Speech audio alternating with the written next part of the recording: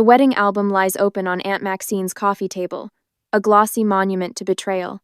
I stand frozen, my fingers tingling with numbness as I stare at my brother Nolan beaming beside his new wife. The same brother whose wedding I'm supposed to attend tomorrow. Elise, honey, I thought you knew. Aunt Maxine's voice wavers behind me, thick with something worse than pity guilt. The carefully wrapped crystal frame slips from my hands. The shattering glass echoes through the living room like a physical manifestation of what's happening inside me. Shards scatter across the hardwood floor, catching light from the afternoon sun streaming through the bay windows. That's not possible. My voice sounds strange, distant. I have the invitation right here. I fumble with my purse, extracting the thick cream envelope with my name in elegant calligraphy. Look, June 15th, tomorrow. Aunt Maxine takes the invitation with trembling hands, her reading glasses perched on the end of her nose. Oh, Elise. Her voice breaks. The wedding was last weekend. They sent you the wrong date. On purpose. The room tilts slightly. I'd taken a day off from my executive marketing position to prepare.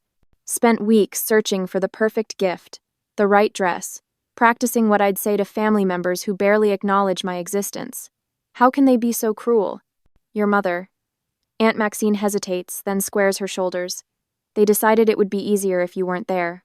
The memory of receiving that envelope floods back standing at my mailbox, sunlight catching the gold embossing as I ran my fingers over my name, the flutter of hope in my chest. Maybe this invitation meant healing. Maybe they finally wanted me there. I remember the family dinner 2 months ago when Nolan announced the engagement, the way his eyes swept the room, connecting with everyone except me. Still, I'd smiled, offered congratulations, pretended not to notice. That weekend I'd driven to 3 different stores hunting for the perfect dress, something elegant but not showy, something that said I belonged among them. The saleswoman had commented on my glowing smile as I stood before the mirror, heart light with hope. I kneel now, carefully gathering shards of broken crystal. When Aunt Maxine moves to help, I shake my head. Let me. My hands tremble, but my voice has found its steadiness. They've always treated me like I was invisible. Now they've made it official. For once, I don't search for explanations to soften what they've done. Don't create excuses for their cruelty. Something shifts inside me, a tectonic plate finally breaking free after years of pressure. I stand taller, meeting Aunt Maxine's tearful gaze. I fought with your mother about this, Aunt Maxine says, wringing her hands. I told her it was wrong, cruel even, but she overruled me, said you'd just bring up uncomfortable topics, ask embarrassing questions. I almost laugh. Uncomfortable topics like the thousands of dollars I've quietly funneled to keep the family lake cottage from foreclosure through my holding company. Embarrassing questions like why my brother's business failures are always forgiven while my successes are dismissed.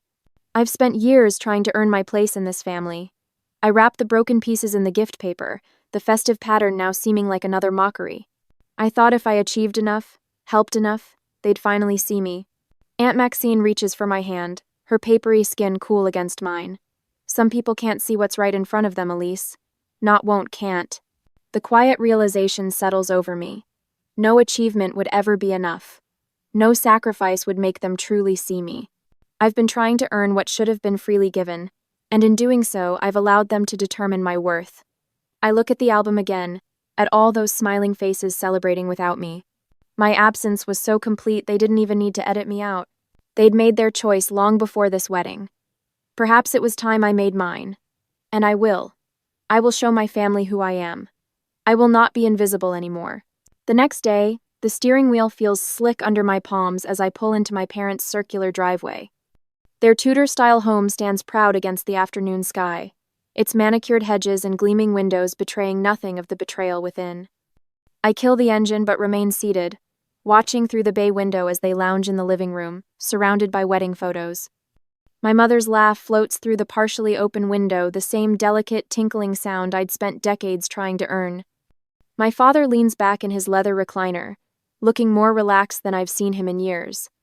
And Nolan, my golden child brother, stands by the mantel holding up a large wedding portrait, his voice carrying clearly across the lawn. Best decision we made was making sure she wasn't there to ruin everything like always. A wave of nausea rises as I grip the doorframe, knuckles white against the polished wood. They continue laughing, flipping through album pages, completely oblivious to my presence. 3 minutes pass before my mother finally notices me standing in the entryway. Her champagne glass disappears behind a silver-framed photo with practiced subtlety. Elise. Not a question, not a greeting, just acknowledgement of an unexpected intrusion. The wedding was last weekend. My voice sounds steadier than I feel. You sent me the wrong date, on purpose. Nolan doesn't even look up from the album. I needed one perfect day without you. The simplicity of his statement hits harder than any angry defense could have. No denial, no pretense. You've always disrupted our peace, Elise. Mother adjusts her pearl necklace, a nervous habit from childhood. Can't you understand we needed one special occasion without your intensity? Father remains silent in his recliner, eyes downcast, studying his hands as if they hold secrets only he can decipher. His silence speaks volumes, tacit approval wrapped in cowardice. I step further into the room, noting how they occupy the comfortable seating while I stand. The physical representation of our family dynamic couldn't be clearer if it had been staged by a theatrical director. I've put thousands of dollars into the lake cottage repairs through my holding company. The statement hangs in the air between us. Did you think I wouldn't find out you've been telling everyone it's still completely yours? Mother waves her hand dismissively. That's what successful children do, they help their parents. It's your obligation. Playing with your little marketing spreadsheets while the rest of us have real careers. Nolan smirks, tossing the album onto the coffee table with careless entitlement. Dad built something tangible. I create architectural visions. What do you make besides money? Their words crystallize a truth I've spent years avoiding. To them, I am not a daughter or sister, but a resource, an ATM with inconvenient emotions they'd rather not acknowledge. I catch my reflection in the ornate mirror above the fireplace.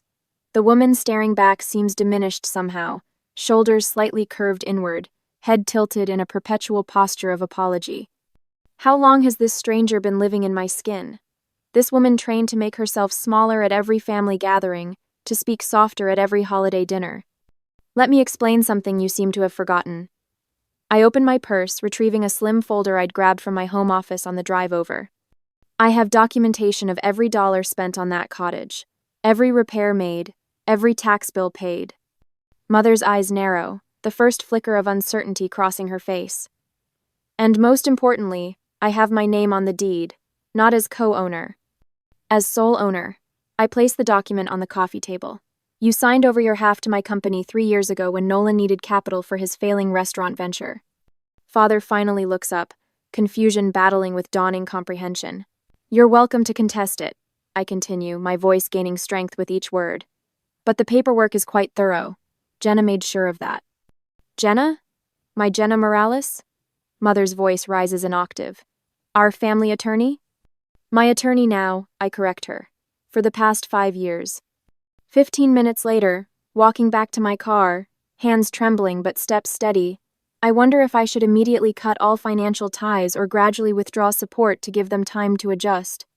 The swift justice of immediate action tempts me, but would that make me as callous as they had been? What would you do when you discover the people who should love you have only been using you all along? I start the engine, the quiet purr somehow steadying my racing heart. For the first time since receiving that beautiful, lying invitation, I feel something close to peace.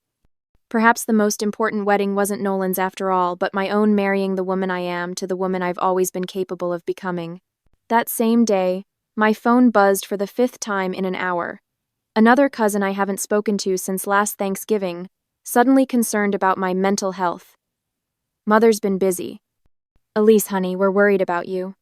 Uncle Robert's voice crackles through the speaker. Your mother says you've been making some wild accusations. I press my fingertips against my temple. Did she mention that they sent me a fake wedding invitation with the wrong date? The pause tells me everything. Well, there must be some misunderstanding. No misunderstanding, Uncle Robert. They didn't want me there, so they made sure I wouldn't be. After hanging up, I open my laptop to find Nolan has posted wedding photos online. Surrounded by everyone who matters, reads the caption beneath an image of our beaming parents flanking the happy couple. The absence I'd never noticed in family photos before now screams at me. The final blow arrives in today's mail. A formal letter on Dad's business stationery demanding the return of the lake cottage to its rightful owners. As if I'd stolen rather than saved it. Night after night, I lie awake, Photographs spread across my bedspread. The smiling faces look back at me, mocking my naivety. Had I imagined the happy moments? Created false memories of connection where there was only tolerance? The weight of loneliness presses against my chest, heavier now without the pretense of family bonds. During a weak moment at 3 a.m, I reach for my phone, thumb hovering over mother's number. Maybe I am overreacting. Maybe one apology could restore the peace. But whose peace? Certainly not mine. Instead, I open my laptop and begin documenting. Every check written for Nolan's business failures. Every transfer covering the cottage property taxes. Every loan that was never repaid. The spreadsheet grows, each entry a brick in the wall I'm finally building between us. Tuesday afternoon, a knock on my office door breaks my concentration. Aunt Maxine stands there holding 2 paper bags from my favorite deli. "Thought you might be skipping lunch," she says, placing a sandwich on my desk. She rests her hand on my shoulder, her turquoise rings catching the light. "I'm proud of you for standing up. It's about time someone in this family had courage." The simple touch nearly undoes me. My assistant's voice comes through the intercom before I can respond. "Miss Hartman, your parents are in the lobby. They don't have an appointment." Aunt Maxine squeezes my shoulder. "Would you like me to stay?" I straighten my spine. "Number, I need to handle this myself." When they enter, Mother immediately produces tears, mascara perfectly intact despite them. "How could you abandon your family? We've always been there for you." Father stands rigid beside her. "The cottage has been in our family for generations. You have no right." They remain standing while I stay seated behind my desk, no longer jumping to attention when they enter a room. "That cottage hasn't been in our family for years." I say, voice steadier than I expected. "You sold your half to my company when you needed money for Nolan's failed business venture." Mother's tears evaporate. "We did no such thing." I remove a document from my desk drawer. "Your signature is right here, Mother. April 2018, when Nolan's restaurant went under." Father steps forward. "We assumed once things turned around." "You assumed I would give it back without mentioning the legal transfer? Or you assumed I would continue bankrolling the family while being excluded from it?" The words flow easier now. "I'm not your bank. I'm not your family's safety net. I'm done." For the first time in my life, my mother looks at me with something other than disappointment. Fear. I made myself clear. The intercom buzzes. "Miss Hartman, Jenna Morales is here for your 2 o'clock. Perfect timing. Jenna strides in, briefcase in hand, her authoritative presence filling the room. "Mr. and Mrs. Hartman, I believe our meeting was concluded." She gestures toward the door with practiced professionalism. "This is family business." Mother hisses. "Which is why Miss Morales, my attorney, is handling it." I reply. "All further communication will go through her office." The contrast is striking. Jenna's respectful Miss Hartman against my mother's dismissive glare. As Jenna escorts them out, Father looks back once, confusion replacing his usual certainty. When they're gone, Jenna returns with documents. "Ready to make this official?" With each paper I sign, my voice grows stronger, my signature more confident. The legal notice giving them 30 days to vacate the cottage feels like signing a declaration of independence. "Your mother's signature on this sale document is ironclad," Jenna says, sorting the paperwork into her briefcase. "They don't have a legal leg to stand on." As I sign the final document, my phone lights up with Nolan's name, the first time he's called in years. I watch it ring, no longer jumping at his summons. Some calls don't deserve to be answered. Next day, the documents spread across Thomas Bedford's polished mahogany desk like battle plans. I sign each one with deliberate strokes, my signature growing more confident with each page. Joint accounts closed. Co-signed loans transferred. Investment portfolios separated. Thomas checks items off his list, his voice carrying the measured cadence of a man who's witnessed family fortunes crumble before. Perfect timing, too. According to their schedule, your parents should be halfway through their country club luncheon right about now. I glance at my watch, 12:37. Mother will be ordering her second gin and tonic, Father nodding politely at whatever retired executive has cornered him. The predictability of their routine has become my strategic advantage. "What about the restraining order?" I ask, sliding the last form across the desk. Thomas adjusts his wire-rimmed glasses. "Judge Harriman will review it this afternoon. The documentation is thorough. Workplace harassment has clear precedent. I think of my parents' unannounced visits, the scenes in the lobby, the whispers among colleagues. My fingers curl into a fist beneath the desk. I've seen families destroy people, Elise. Thomas closes his leather portfolio with a decisive snap. You're making the right choice. The certainty in his voice steadies something inside me that's been trembling for days. When my phone vibrates, I expect Aunt Maxine's name. Instead, the building security number flashes on the screen. Miss Hartman? There's a situation in the lobby. Your brother is demanding to see you. Thomas notices my expression and points to the speakerphone button. I press it. Is he creating a disturbance? I ask, my voice surprisingly calm. Yes, ma'am. Security protocol requires documentation of the incident. He's quite insistent about financial matters. Thomas scribbles a note and slides it toward me. This strengthens the restraining order case. I'm not coming down, I tell the security officer. Please follow standard protocols for unauthorized visitors.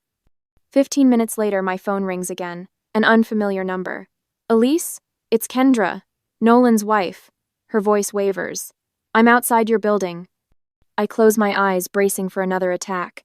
I saw everything, she continues. The way he acted in your lobby. I had no idea he could be like that. Through the window, I spot her standing near the fountain, phone pressed to her ear, shoulders hunched against the spring breeze. He told me you refused to help with the wedding, that you were jealous of our happiness. Her voice cracks. But that wasn't true, was it? You never even knew when it was happening. The admission hangs between us. I'm sorry, she whispers. I should have questioned why you weren't there. I watch her brush hair from her face, the diamond on her ring finger catching sunlight. 3 weeks married and already discovering the person behind the performance. Thomas discreetly steps out, giving me privacy. When the door closes, I finally speak. Why are you telling me this? Because I recognize the look on his face today. It's the same one my father had when he threatened my mother. I'm not waiting 30 years to admit what I'm seeing.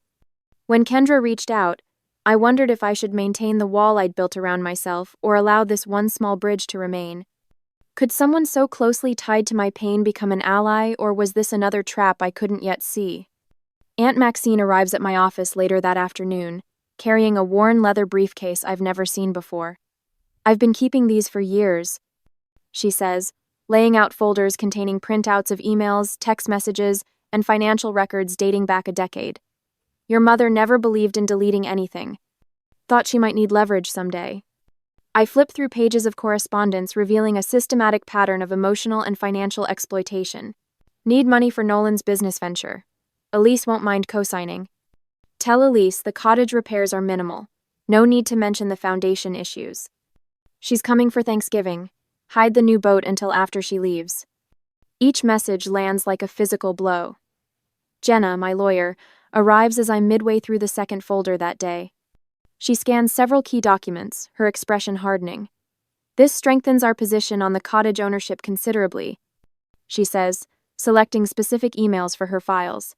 The judge will see a clear pattern here. Thomas returns with confirmation that additional security measures have been implemented on my accounts. They won't be able to access anything, even with the information they have about you. The following morning, Jenna calls with news that makes me sit down abruptly in my kitchen. Judge granted the restraining order. His exact words were, clear pattern of emotional and financial harassment. They can't come within 500 feet of your workplace or residence. That afternoon, Aunt Maxine calls. Your cousin Rebecca canceled her bridge game with your mother. Said she couldn't look her in the eye after what she did to you. One by one, the dominoes begin to fall. Uncle Stephen removes them from the holiday rotation. Grandmother's oldest friend refuses their dinner invitation. Nolan's drinking increases as rumors circulate about Kendra moving back to her parents' house. His financial stability leaves with her. When the formal eviction notice for the cottage arrives at my parents' house, reality finally sinks in. The consequences they never imagined possible have come due. I run my finger over the embossed letterhead of my holding company, the same company that purchased the cottage 3 years ago when they could no longer afford the taxes, the cottage they still believe is theirs. The truth has a way of revealing itself, one document at a time. A week later, on Wednesday, the familiar gleam of morning sunlight across the polished granite lobby of my office building feels different today. I've walked through these doors hundreds of times, but never quite like this, with security guards Stan and Miguel exchanging knowing glances as my parents enter behind Pastor Williams, their expressions a careful study in contrition. Mother's camel hair coat hangs slightly askew on her shoulders, her normally perfect hair showing telltale strands out of place. Father stands with unusual deference, his shoulders hunched forward in a posture I've never witnessed before. The family pastor walks between them, Bible clutched to his chest like a shield. Elise. Pastor Williams extends his hand, his voice carrying that practiced tone of gentle authority he uses for hospital visits and funeral services. Your parents thought it might help to have someone neutral present for this conversation. I don't take his hand. There's nothing neutral about someone who's been at our Christmas dinner table for 20 years, Pastor. Mother steps forward, her voice wavering. We've been praying about this situation, Elise. About your behavior lately. My behavior? The words escape as a quiet laugh that surprises even me. The cottage has been in our family for generations. Father finally speaks, his usual commanding tone replaced with something resembling humility. Your grandfather built it with his own hands. Pastor Williams places a gentle hand on my arm. Forgiveness is divine, Elise. They're still your parents.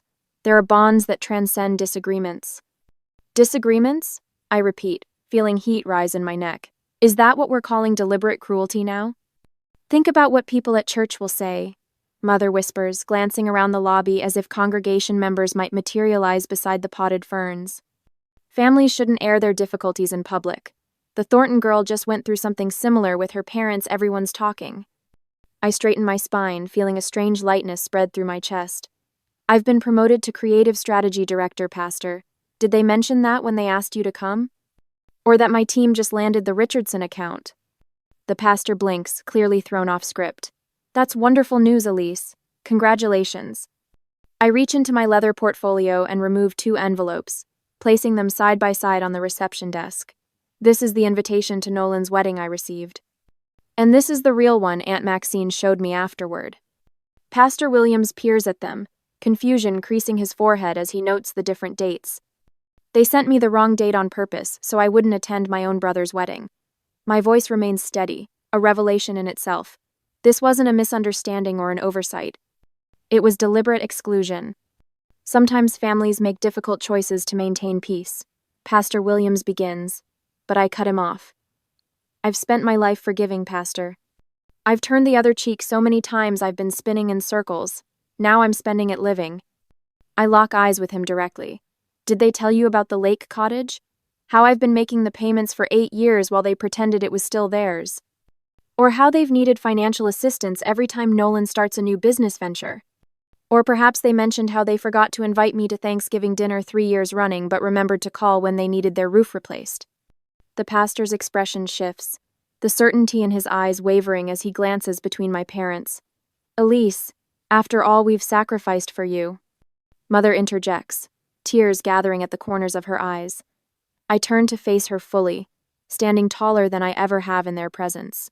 Name one sacrifice you've made for me that wasn't actually for Nolan. The silence stretches between us, becoming their answer. I pick up a manila envelope from the reception desk and hand it to my father. These are all the family photos I kept. The ones where you cropped me halfway out or where I'm standing slightly apart. I've been holding on to them thinking someday I'd feel like I belonged in those frames. Father takes it automatically, his fingers trembling slightly. I'm releasing myself from the obligation of being your daughter. I say, the words bringing an unexpected rush of oxygen into my lungs. You're free from having to pretend I matter to you. You can't just stop being family, Mother says, her voice rising. After all, we've sacrificed for you. You already said that. I hold her gaze, still waiting for an example. Stan steps forward from his security desk, his presence a quiet reminder that this confrontation has an audience. Everything all right here, Miss Hartman? Yes, Stan. My visitors were just leaving. This isn't over, Elise, Father says, clutching the envelope of photos. Actually, it island. I turn toward the elevator banks. Stan will show you out. I don't look back as the elevator doors close behind me, cutting off the sound of my mother's protests. The sensation of lightness continues spreading through my chest, replacing the familiar weight I've carried for decades. 2 weeks later, the news reaches me through Aunt Maxine Nolan has lost his job. his marriage already showing cracks under financial pressure. I feel nothing but a distant pity, like observing strangers through a rain-streaked window. The first letter arrives at my office the following Tuesday. The envelope bears my father's distinctive handwriting, precise capitals with flourished edges. I place it on my desk beside my coffee, studying it as steam rises between us. My finger traces the edge of the seal, not yet breaking it. Inside might be more manipulation, more guilt, more demands disguised as family obligation, or perhaps something else entirely. I haven't decided whether to open it yet, and that choice, I realize, is the most valuable thing I've gained. A year later, the morning sun streams through the floor-to-ceiling windows of my lake house office, casting golden patterns across the hardwood floor. My photographs line the walls, landscapes I captured during weekend trips when I stopped waiting for invitations that never came. No family portraits here, just moments that belong solely to me. My phone rings, and for the first time in years, my shoulders don't tense at the sound. Elise Hartman, I answer, tucking the phone between my ear and shoulder as I arrange presentation notes. It's a potential client interested in my boutique marketing approach. As I explain my philosophy about authentic brand storytelling, I notice the wall calendar behind my desk. Where family obligations once dominated birthdays, I celebrated alone. Holidays where I arrived bearing gifts and left bearing wounds, now personal milestones stretch across the months. Half marathon in August. Photography workshop in September. A week in Montana just because I've always wanted to see big sky country. When the call ends, I lean back in my chair and breathe. The cottage that once symbolized my family's hold over me has become my sanctuary. The mail arrives with its usual shuffle through the brass slot. Among the business correspondence sits a thick cream envelope, my name written in flowing calligraphy. My heart stutters momentarily before steadying. Another wedding invitation, my cousin Rachel this time. I run my finger along the embossed edge, remembering how a similar envelope once carried such bitter disappointment. The date looks correct. The RSVP card includes a handwritten note. It wouldn't be the same without you, Elise. Please come. For a moment, I consider what's expected, what the old Elise would have done. Drop everything. Find the perfect gift. Prepare answers to intrusive questions about my single status and childless life. Instead, I check my calendar. The wedding falls during my photography retreat in Maine. I select a response card from my desk drawer and write a genuine note explaining my absence and wishing them joy. I'll send a thoughtfully selected gift, not to earn approval, but because giving brings me pleasure when it's freely chosen. That evening, Aunt Maxine arrives first for our dinner, bringing her famous apple crumble. Thomas appears with a bottle of wine he's been saving for a special occasion. Jenna rushes in last, apologizing for court running late, her laugh filling my kitchen. 1 year, Thomas says, raising his glass once we're seated around my dining table. 1 year of boundaries that would make a fortress envious. To finding family and friendship, Aunt Maxine adds, her eyes crinkling at the corners, and strength in starting over. We clink glasses as laughter bubbles up from somewhere deep inside me, rusty but genuine. Later, after they've gone, I sit at my desk and open my father's latest letter. Unlike his early correspondence filled with guilt and demands, this one acknowledges harm without seeking absolution. I failed you, he writes simply. You deserved better. I place the letter in a wooden box with the others, not displayed proudly, nor destroyed in anger. Just acknowledged as part of a story I no longer need to rewrite. Beside me sits a brochure for a mentoring program helping young women navigate early career challenges. My travel itinerary for Portugal, a solo journey I've dreamed about since college, rests beneath it. Both represent futures built on my terms. As I close the box of letters, I wonder if healing means reconciliation or simply peace with the past. Is family defined by blood, or by those who treat your heart with care? Some bridges burn for a reason, while others can be rebuilt stronger than before. What would you choose? The comfort of what's familiar or the promise of what could be?